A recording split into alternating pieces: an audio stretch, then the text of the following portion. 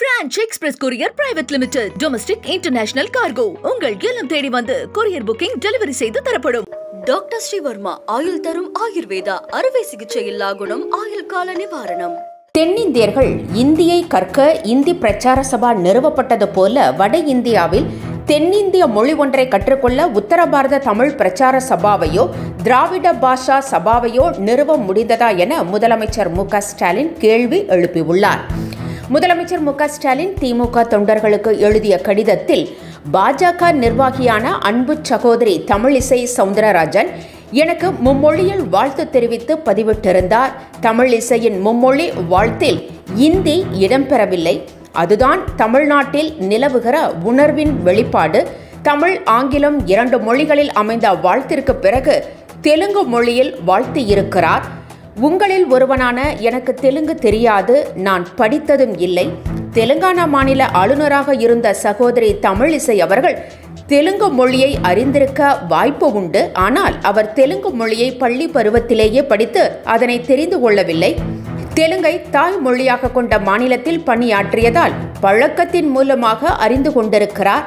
இதிலிருந்தே மூன்றாவதாக ஒரு மொழியை வலிந்து படிக்க வேண்டியதில்லை என்பதையும் தேவைப்படுகிறவர்கள் அதனை புரிந்து கொண்டு பயன்படுத்த முடியும் என்கிற திராவிட இயக்கத்தின் கொள்கை வழியிலான தமிழ்நாட்டின் உணர்வையும் எனக்கான பிறந்தநாள் வாழ்த்து பதிவின் மூலம் உறுதிப்படுத்தியுள்ள சகோதரி தமிழிசைக்கு என் நன்றியை தெரிவித்துக் கொள்கிறேன். செயற்கை நுண்ணறிவுத்துறையின் முன்னேற்றமும் ஒரு மொழியிலிருந்து மற்றொரு மொழிக்கு எழுத்தாகவும் குரலாகவும் மாற்றக்கூடிய வாய்ப்பும் எளிய முறையில் எல்லோரும் பயன்படுத்தும் வகையிலான மென்பொருட்கள் கைபேசிகளிலேயே பயன்பாட்டுக்கு வந்துவிட்டன. Google translate, chat GPT, AI போன்ற தொழில்நுட்பங்கள் மொழி சிக்கல்களை மனிதர்கள் எளிதாக கடப்பதற்கு உதவுகின்றன. அச்சிடப்பட்ட காகிதத்தை படம் எடுத்து அதை இன்றுள்ள தொழில்நுட்பத்தில் எழுத்துருக்களாக மாற்றி நாம் எளிதில் பயன்படுத்தி கொள்ள முடியும். ஒரு மொழியில் உள்ள ஒலிப்பதிவை மற்றொரு மொழியில் மாற்றம் செய்து கொள்ளும் வசதிகளும் உருவாகிவிட்டன. ஒவ்வொரு மொழிக்கும் தேவையான தொழில்நுட்பத்தை கற்றுக்கொள்வதுதான் மாணவர்களின் எதிர்காலத்திற்கு மிகுந்த பயனளிக்கும். அதற்கு பதிலாக ஒவ்வொரு மொழியையும் மாணவர்களிடம் திணிக்க முயற்சிப்பது அவர்களுக்கு சுமையாகவே அமையும். கல்வியாளர்கள், மொழி அறிஞர்கள், குழந்தைகள் நல செயல்பாட்டாளர்கள், மருத்துவத் துறையினர் உள்ளிட்ட அறிவியல் சார்ந்த பார்வை கொண்ட பலரும் இதைத்தான் தெரிவிக்கின்றனர். அறிவியலை புறக்கணிக்கும் கட்சியான பாஜகவும் அதன் நிர்வாகிகளும் மொழி திணிப்பை கட்டாயமாக்குகிறார்கள்.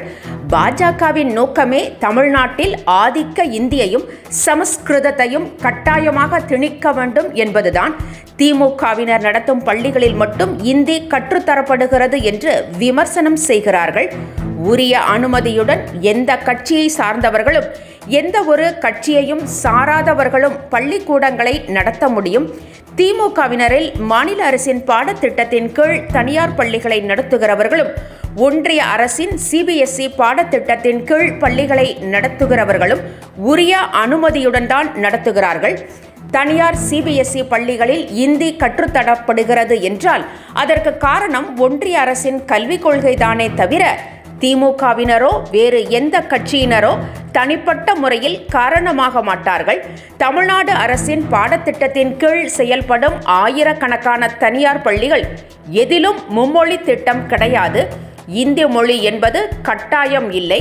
அந்த மொழியில் தேர்வு நடத்தப்படுவதும் இல்லை.